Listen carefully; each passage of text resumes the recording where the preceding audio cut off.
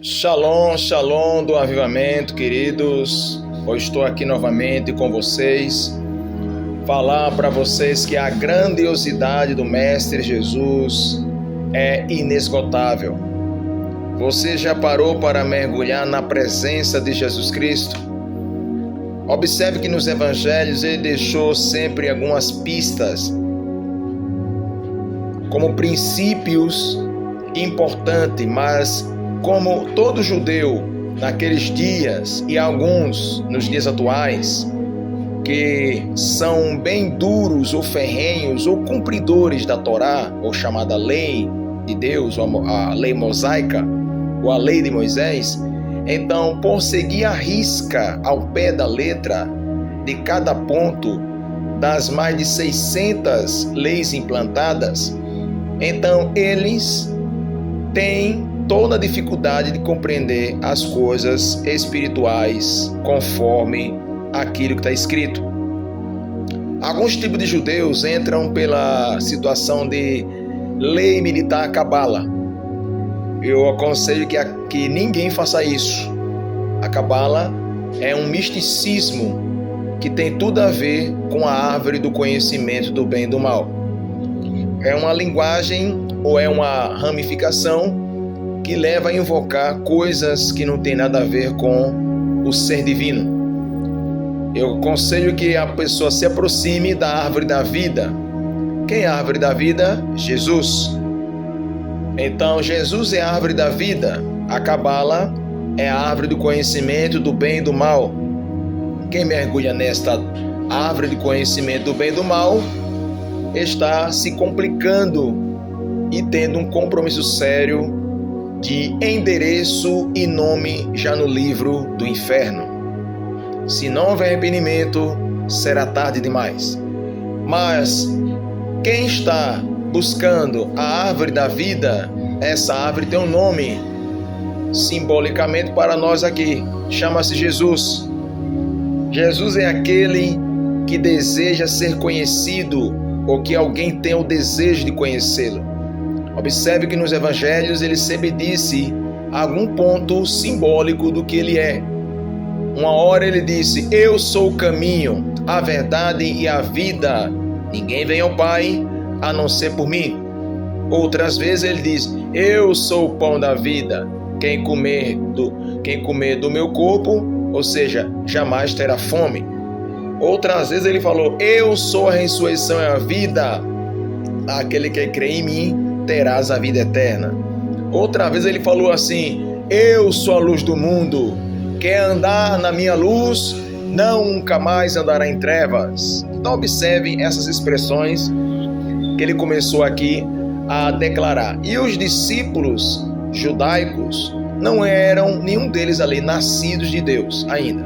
Não eram nascidos de novo, porque a experiência do novo nascimento ainda estava sendo tratada por Jesus, onde ele começou a tratar com Nicodemos, um rabino da época. Mas a nenhum dos discípulos Jesus tratou tão fortemente, porque a mente dos discípulos eram mentes de pessoas muito simples, então não podia tratar de um nível muito alto. Ele só tratou com Nicodemos porque Nicodemos ele era mestre, doutor da lei, era o homem que entendia muita coisa da lei e das coisas da terra. Na hora ele questionou Nicodemos e Jesus disse no capítulo 3 de João, você vai ler todinho, até chegar no 15, versículo 15, 10, serve ali escrito alguma coisa assim: como é que vocês querem conhecer as coisas celestiais se vocês não atendem às coisas terrenas? Se eu falando das coisas terrenas vocês não compreendem, imagine se eu começar a falar das coisas celestiais. Jesus faz esse paralelo de comparação e vê a fraqueza e a fragilidade dos judeus ali. Todo judeu ele é religioso por natureza, tá? Todo judeu ele é religioso, ele acredita em Deus, ele teme a Deus, mas é segundo o judaísmo, entendeu? É segundo a fé em Abraão, somente Isaac e Jacó, e ainda tem Moisés de quebra por causa da lei. Mas Jesus não é que foi, ele é o Messias. Então todo judeu ele tem dificuldade de acreditar que Jesus é o Messias. Entendeu? Então, Jesus ele citava para os discípulos todo ensinamento, na maioria delas, era em forma de parábolas. Ele criava uma história e nessa história estavam ali realidades do dia a dia e do momento e conduzindo a pessoa naquele ensino aonde ele queria dizer ou chegar, ou passar para os seus discípulos ou seus ouvintes. Entenderam? Então, mais uma coisa interessante me chama a atenção que ele diz em João 8,32: conhecereis a verdade e a verdade vos libertará. Aí suscitou uma ira, porque já estava tendo uma confusão. João capítulo 8, você vai ver logo depois da causa do adultério lá que a mulher praticou, foi os fariseus que veio para testar Jesus. Jesus disse: aquele que não tem pecado, atire a primeira pedra. Então imagine os mais velhos jogando a pedra no chão e caindo fora, porque tinha todo mundo os seus pecados ocultos ou abertos ou públicos. E depois que todo mundo foi embora, Jesus continuou na tranquilidade. Devemos muito aprender com a tranquilidade de Jesus. A calma de Jesus às vezes nos causa um pouco de pavor, um pouco de medo. Não porque ele está errado, mas é porque ele está muito quieto, está muito silencioso. E quem não tiver com calma vai entender que ele abandonou ou que ele está ali para fazer alguma coisa e está aqui. Ele só está para nos beneficiar, nos fortalecer e nos ensinar a ter calma, a ter paciência. E que ele está ali e que não é para ter medo. Então Jesus, ele perguntou para a mulher: mulher, onde é que estão os seus acusadores? Ela disse: eles foram embora. Jesus perguntou: não tem ninguém aí? A pergunta que Jesus faz, ele já sabia, não tem ninguém, mas ele estava testando a mulher. A mulher confessou: não, Senhor, não tem ninguém. Jesus disse: vá e não peques mais. Nem eu também te condeno. Vá e não peques mais. Então, daí em diante, suscitou uma grande ira. Aí você vai entender porque a importância de querer conhecer Jesus.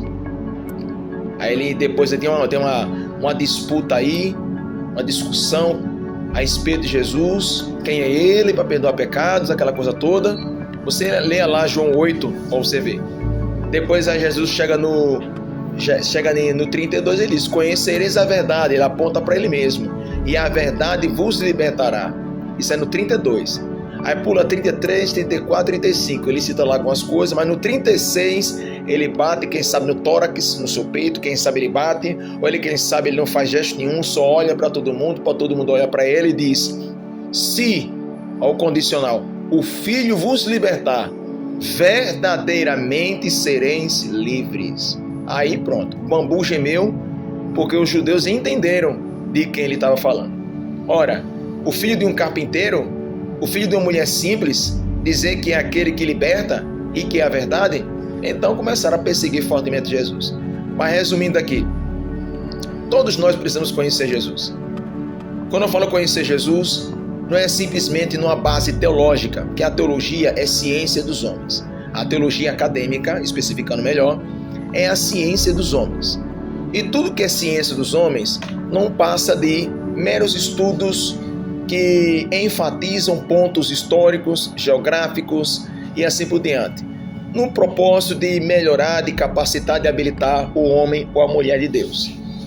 Algumas vezes até danifica, algumas vezes até prejudica, porque fala coisas que não é para falar, principalmente numa matéria chamada pneumatologia ou paracletologia, que é a doutrina sobre o Espírito Santo. Eles falam coisas que às vezes fogem do princípio e não conhece e nem reconhece a soberania de verdade do Espírito Santo e as manifestações do Espírito Santo. Eu vou deixar você aqui com saudades, vou gravar no próximo vídeo a questão de conhecer Jesus. Um forte abraço, um beijo no coração. Shalom, queridos. Tenha interesse de conhecer Jesus. Amém?